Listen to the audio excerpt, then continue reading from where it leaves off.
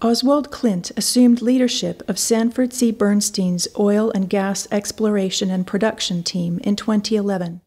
This year, the London-based group jumps from third place to claim its first appearance in the winner's circle.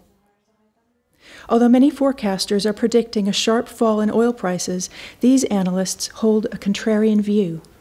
Why do I think OPEC will defend $100 oil prices going forward? It really comes from analysis we've done on the fiscal budgets of each of the OPEC countries. So all of them have expenditures that they're spending each year on social programs, on infrastructure. And we know what that number is.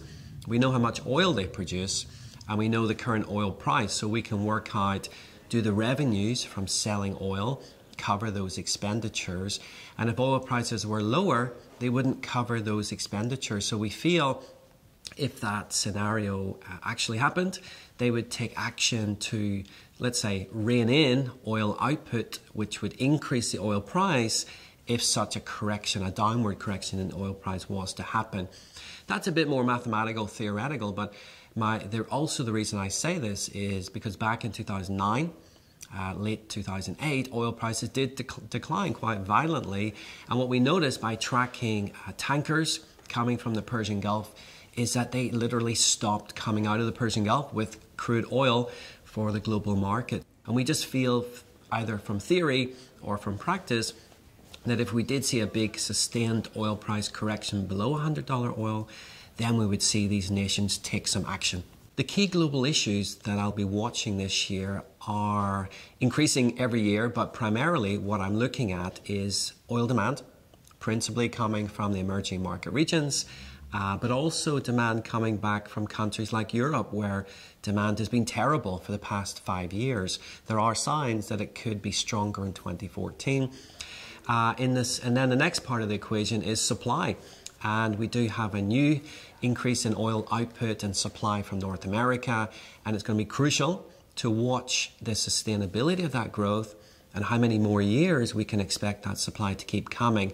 At the moment, we're a bit more cautious that it's not a long-term phenomena. It might be shorter in time, but we're looking for that change, that inflection point. On top of that, I think it's about exploration.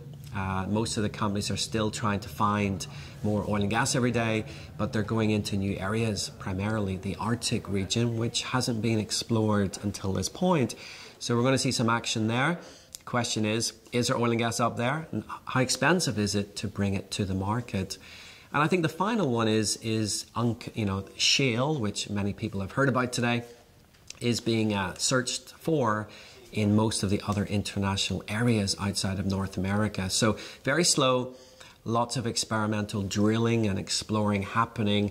Every country wants to announce that they have success, and I think that's one of the biggest global issues facing my industry at this point in time, because if other countries like Argentina or Russia do have copious amounts of new supply, it has big implications for oil prices, which means big implications for GDP if oil prices were to be structurally lower.